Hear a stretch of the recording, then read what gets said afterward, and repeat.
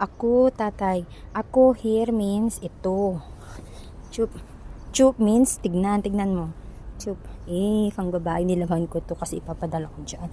Ito, ang cute. Meron ka bang babaeng batang alam? Baka may anak ka na dyan na babae. O, bigay mo to, ha? Ito, oh. Nilaban ko ba yan? Para ba ano? Di ba ang cute? Yung ano ba, naghanap-hanap ako mga pajama. Yung terno-terno naman tong pajama. Pero, hindi ko na makita ang mga terno nun. Kaya kinuha ko na lang ang pajama. Pwede na, bigay ko siguro kila Maika. Ayan. Kita mo? Ito naman kay Lennox. Ang cute, halo. Ang halo dito maganda. Halo. Chup, chup, chup, chup. Means tignan. Chup, chup, chup. Kay Lennox. Kasya pa ba? Ito, pang araw-araw lang to mga to ni Shin. Ito, kay Shin. May mga mancha, pero okay lang yan.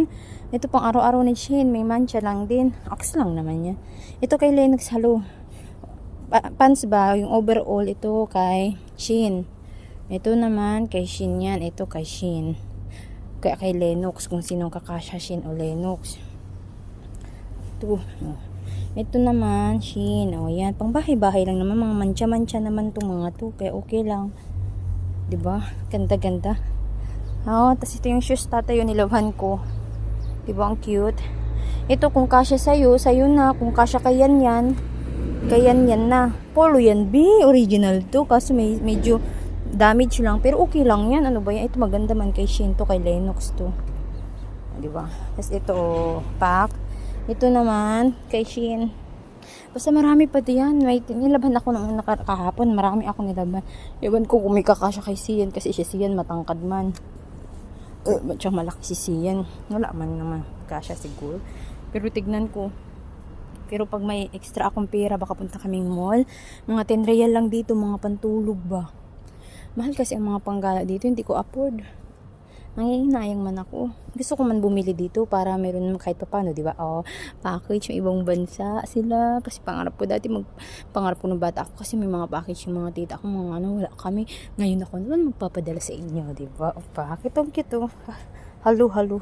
Ewa. Ewa here means, oo. Ako, chup, chup. Yan lahat. Ito mga ano ba, laruan sa McDo. Inipon ni Ate Lenny. Kasi kay Ate Lenny ito inipon niya, pinamigay niya na sa akin yan. Pagkatama ko yan. Ito pa yung mga damit. Nagabahan ko na isang araw kahapon. Madami man niya. Wala man niya. Diba? Tapos ito meron man ako. Lagayan ng kape, karak man. Iwan ko kung pwede sa thermos to. Yung thermos na tubig init, ganun. Hindi ko sure. Pero lagayan to ng coffee. High glass coffee, karak. Ito, akin to. Akin bigyan nila ate.